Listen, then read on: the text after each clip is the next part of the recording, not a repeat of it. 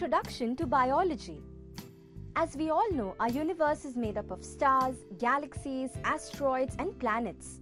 In one small corner of the universe lies a precious and beautiful world on the planet Earth.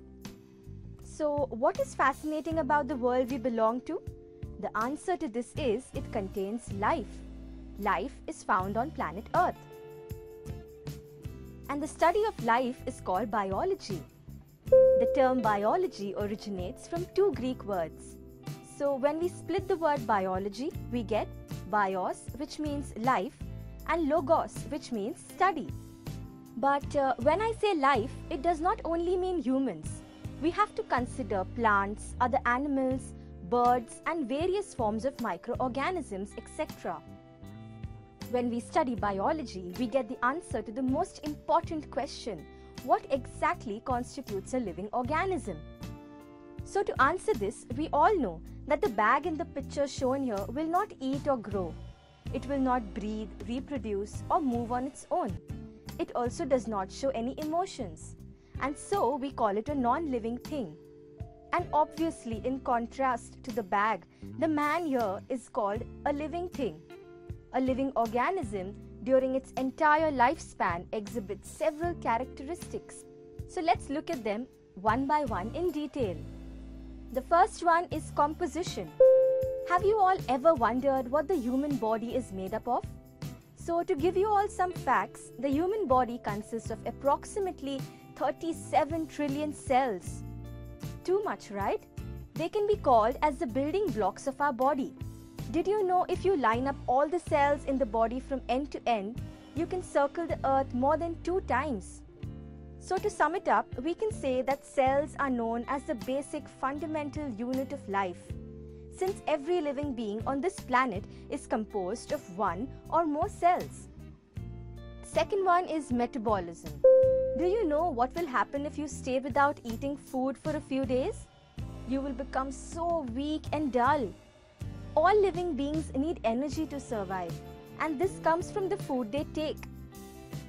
This is the result of a process called metabolism. We also know that plants need energy for their survival, but their process of taking energy is different. As we all know, plants use sunlight as their energy source and prepare their own food. Third one is growth. Last week, while looking at my childhood pictures, I was wondering, why am I not that cute baby anymore?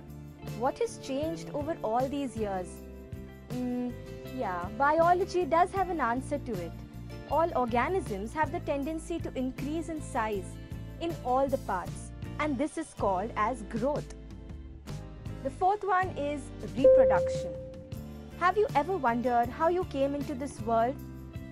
The ability of an organism to reproduce by cell division to form 2 cells from one cell or to form an entire new individual is called reproduction.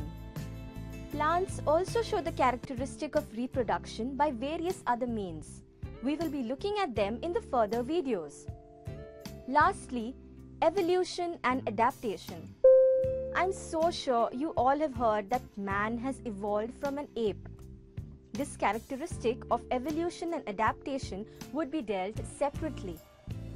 The scientists and researchers over the ages have studied the scope of biology and have come to the conclusion that biology has certain unifying principles of life which cannot be ignored. First, cell is known as the basic unit of life. Second, organisms survive by consuming and transforming energy. Third, every living organism has a tendency to show a positive change in size over a period of time. Fourth, genes, which consist of DNA, is the basic unit of heredity.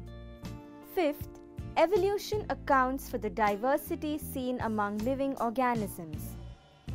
But before we get into the subject, let's look at how we can simplify biology and master the subject. In doing so, we need to see so that we can observe, and when we observe, we can learn.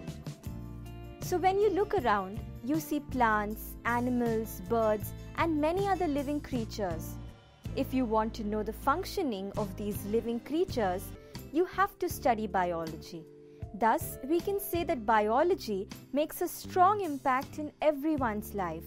In our upcoming sessions, we would be dealing with subtopics of biology like nutrition, physiology of cell, life processes like circulation, excretion, reproduction, etc., and theories of heredity and evolution. So to know more on biology, please subscribe to Let's Tooth. And yes, always follow your curiosity.